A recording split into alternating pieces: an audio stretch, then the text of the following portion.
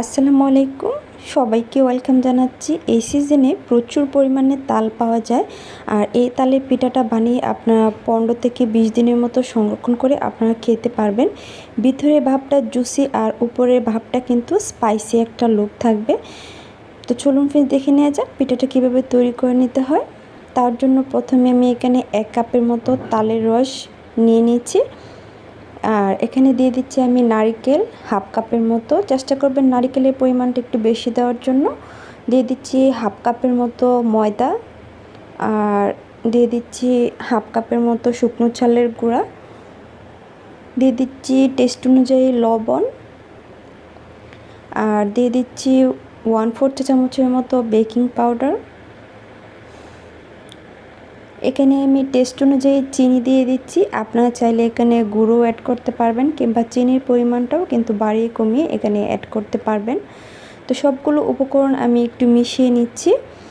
আর এখানে চালের গুঁড়া আর ময়দা দিয়ে পিঠাটা তৈরি করলে কিন্তু খুবই সুন্দর, আপনার উপরের ভাবটা কিন্তু খুবই ক্রিস্পি থাকে এবং ভিতরের ভাবটা খুবই জুসি থাকে, এবং পিঠাটা তৈরি করার পর কিন্তু এটা খুব সফট থাকে অনেক দিন পর্যন্ত। আপনারা ফ্রিজে সংরক্ষণ করে এটা আপনারা খেতে পারবেন। আর নারকেলের পরিমাণটা একটু বাড়িয়ে দিলে আপনার পিঠাটা খেতে কিন্তু খুবই ক্রিস্পি লাগে, খেতে ভীষণ ভালো লাগে। তো আমার ডোটা তৈরি হয়ে গেছে।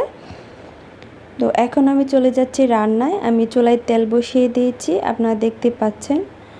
তো আমি একটা চামচের সাহায্যে আমি অল্প অল্প করে আমি দিয়ে দিচ্ছি। তো তেলটা কিন্তু আপনার একটু হাই হিটে গরম করে দেওয়ার পর আপনার যখন পিঠাটা আপনারা তেলে ছাড়বেন, ছাড়ার পর কিন্তু আপনার তেলের তাপমাত্রা কিন্তু অনেকটাই কমে যায়। তো চুলার জালটাও কিন্তু আমি আগের চেয়ে আমি একটু কমিয়ে দিয়েছি, নইলে কিন্তু আপনার উপরে কালার চলে আসবে আর ভিতরে কিন্তু আপনার খুবই নরম থাকে, কিন্তু এমনিতেই কিন্তু পিঠাটা আপনার খুবই সফট হয়। তো চেষ্টা করবেন চুলার জালটা মিডিয়াম টু হাই হিটে রেখে পিঠাটা ভাজার জন্য। উপরে আপনার সুন্দর একটা কালার চলে আসবে, আর ভিতরের ভাবটাও কিন্তু আপনার উপরে ক্রিস্পি আর ভিতরে কিন্তু জুসি একটা ভাব থাকবে, এবং খুবই তুলতুলে পিঠাটা খেতে কিন্তু অসম্ভব মজাদার। আশা করছি এভাবে তৈরি করলে আপনারা পুরোপুরি টেস্টটা পাবেন। তো আপনারা দেখতে পাচ্ছেন পিঠাটা আপনার পুরোপুরি সবগুলোর কালার চলে এসেছে। এখন আমি একটা জারের সাহায্যে পিঠাগুলো আমি একটু নামিয়ে নিচ্ছি।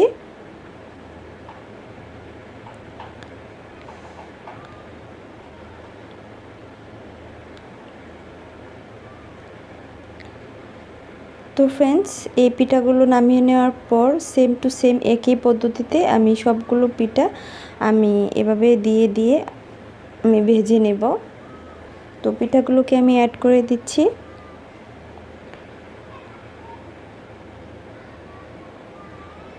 তো সবগুলো পিঠাই কিন্তু এভাবে আমার এখানে দেওয়া হয়ে গেছে, এবং চুলার জালটা আপনার পিঠাগুলো দেখে বুঝতে পারছেন আমি মিডিয়াম হিটে রেখেছি। মিডিয়াম হিটে রেখে আমি পিঠাগুলোকে ভেজে নিচ্ছি।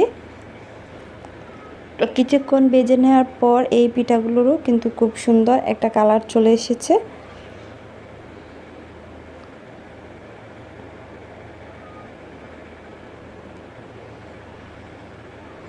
এখন যেহেতু প্রচণ্ড গরম, আর এই গরমে কিন্তু আপনার রুম টেম্পারেচারে কিন্তু কোনো পিঠাই ভালো থাকবে না। বিশেষ করে আপনার নর্মাল ফ্রিজে কিংবা ডিপ ফ্রিজেও কিন্তু এই পিঠাগুলো খুব ভালো থাকে। আমি মাঝে মাঝে টাইট কন্টেনারে আমি ডিপ ফ্রিজেও রাখি, এতেও কিন্তু উপরের ভাবটা মুচমুচে থাকে, খেতে কিন্তু ভীষণ ভালো লাগে।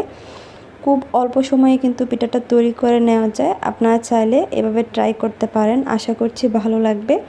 ভিডিও ভালো লাগলে আমার চ্যানেলটি সাবস্ক্রাইব করার অনুরোধ রইল। সবাই ভালো থাকবেন, সুস্থ থাকবেন, আর নতুন ভিডিও আপডেট পাওয়ার জন্য বেল আইকনটি ক্লিক করে রাখবেন। আল্লাহ হাফেজ।